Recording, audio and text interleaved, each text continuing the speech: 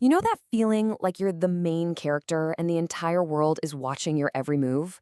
It's a feeling that's become super common, especially now. And today, we're going to break down exactly what it is and why it's happening.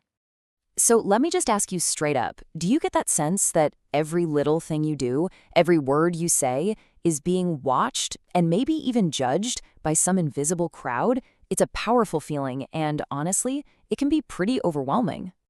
It's so easy to just brush that off and think, oh, I'm just being self centered or even narcissistic. But what if I told you that's not it at all?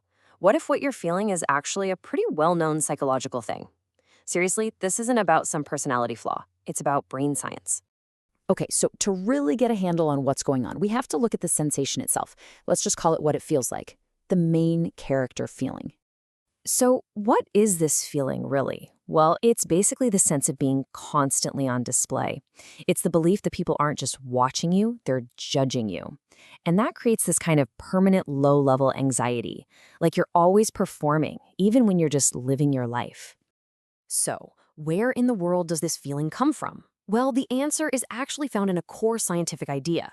Turns out your brain literally creates something that psychologists call an imaginary audience.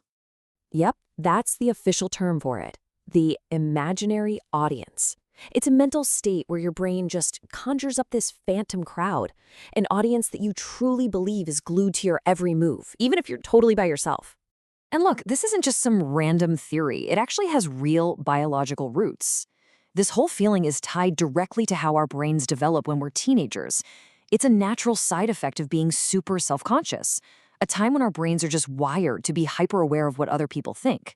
It's a totally normal part of growing up. And for the longest time, that was pretty much the end of the story.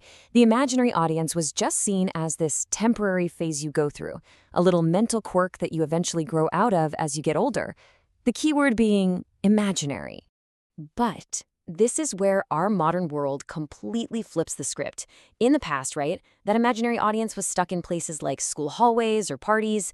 But for Gen Z, the audience isn't just in their heads anymore. It's real. It's online, and you can count it with cold, hard numbers, followers, views, and likes. This is a massive shift, and it's created a whole new reality. Which brings us to our next section. What actually happens when the audience stops being imaginary? So this is the absolute crucial point. For a whole generation that grew up with social media, that deep biological feeling of being watched got pulled out of their heads and into the real world. The audience isn't a figment of their imagination anymore. It's a real, tangible part of their everyday lives. I mean, just think about how these platforms work. Every single post, every story, every video you share, it comes with a public scorecard. Likes, comments, views, follower counts. These aren't things you're imagining. They are real data points from real people, creating this audience that's always there, always watching, and always giving you feedback. So when you put all this stuff together, it paints a picture of a really unique modern condition. And that brings us to our final section, which you could call the spectacle of now. And this quote it absolutely nails it. The feeling of being watched, that's not new. That's just part of being human. The new thing, the new reality, is the technology that took that internal feeling and made it a literal 24/7 part of our world. All right, so let's wrap this up. What are the big things you should walk away with?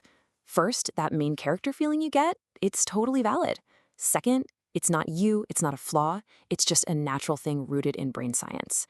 And finally, that biological instinct is now being put on steroids by the tech we use every single day. And this leaves us with one last kind of heavy question. If our audience isn't imaginary anymore, if it's a real, measurable part of our lives, are we ever truly off stage? In a world where there's a permanent audience, can we ever really leave the stage?